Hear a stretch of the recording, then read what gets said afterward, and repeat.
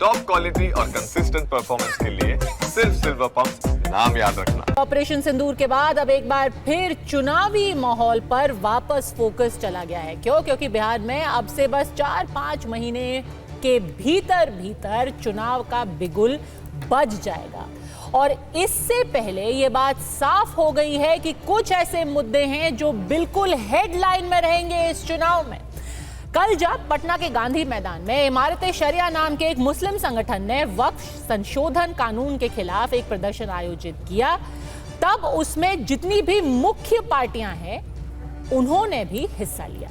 आपको याद दिला दें कि इमारत शरिया वही संगठन है जिसने नीतीश कुमार की इफ्तार पार्टियों को बॉयकॉट किया था और सारे मुसलमानों को कहा था कि जेडीयू से दूर हो जाइए। अब इस कार्यक्रम में जो कल गांधी मैदान में कार्यक्रम रखा गया उसमें आरजेडी तो शामिल थी, साथ ही कांग्रेस और बाकी कई विपक्षी पार्टियों के नेता भी मंच पर मौजूद थे।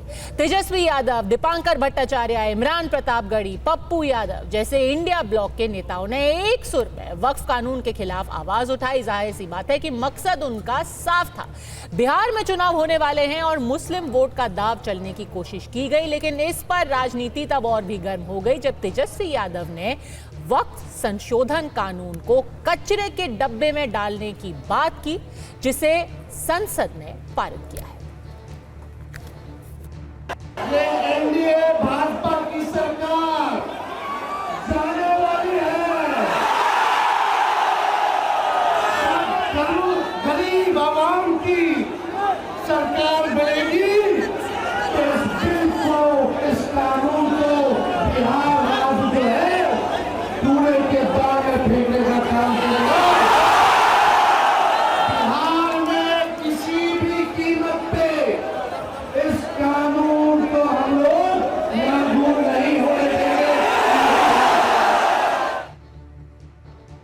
यादव वक्फ कानून के खिलाफ प्रदर्शन में शामिल हुए तो मुस्लिम वोट के चक्कर में, लेकिन इस पर सियासत और भी तेज हुई। तेजस्वी यादव के बयान को लेकर बीजेपी और जेडीयू दोनों ने ही हमला किया। उन्होंने कहा कि ये समाजवादी कम नमाजवादी ज्यादा लगते हैं। जेडीयू ने ये फिर से याद दिलाया कि ये MY यानी कि मुस्लिम यादव की राजनीति करने वाली पार्टी है। यही समीकरण उनको सूट करता है और उसी वोट को बार बार लुभाने की वो कोशिश कर रहे हैं। बस वक्फ इस बार बहाना है।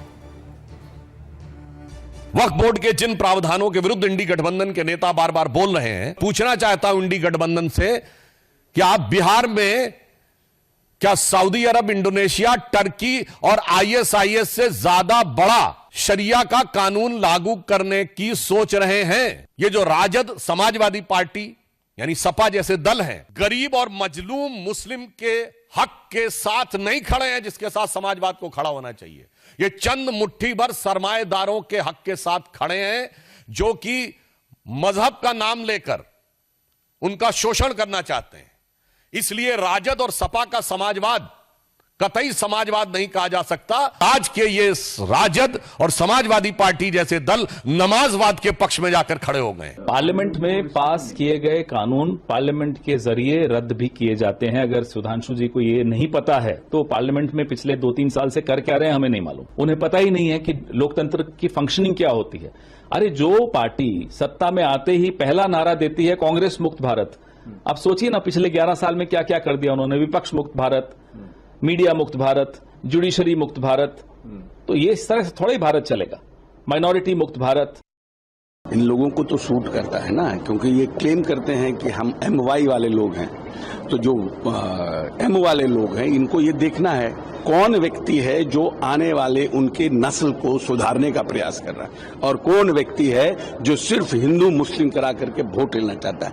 तो जो जात की राजनीति करते हैं, धर्म की राजनीति करते हैं, उनको ऐसी राजनीति मुबारक हो। हम तो विकास की राजनीति करते हैं। जो बातें कल कही गई वह सीधा सीधी इस देश के संसद को चुनौती है, वह सीधा सीधा इस देश के संविधान को चुनौती है, संवैधानिक व्यवस्थाओं को चुनौती है। कल क्या कहा लोगों ने गांधी मैदान से कि जो प्रस्ताव संसद में पास हुआ है उसको हम कूड़ेदान में फेंक देंगे। किसकी इतनी हिम्मत हो गई इस लोकतंत्र में कि लोकसभा और राज्यसभा से पास हुए प्रस्ताव को कूड़ेदान में फेंक देगा? जिन लोगों ने इस देश में संविधान को कुचल के आपातकाल लाया, ऐसे सोच वाले लोग ही इस प्रकार की भाषा बोल सकते हैं। फार्म लॉ कहां से पास हुआ था जी? किसान कानून कहां से पास हुआ था? पार्लियामेंट से ना। क्यों वापस लेना पड़ा? प्रधानमंत्री जी को गुरु नानक जयंती के दिन ऑलमोस्ट माफी मांगते हुए। तो चीजें तो ऐसे भी डस्टबिन में जाती हैं। खुद प्रधानमंत्री जी डस्टबिन में डाल दें तो कोई अपमान नहीं हुआ भाई, वो तब भी तो पास था। तो अड़ी में ऐसे आज के सवाल है बिल्कुल सीधे। नमाजवाद पर क्यों है बवाल? क्या ये है मुस्लिम वोटों का सवाल? और इस बार बिहार चुनाव में क्या वक्फ वाला दाव खेला जाएगा?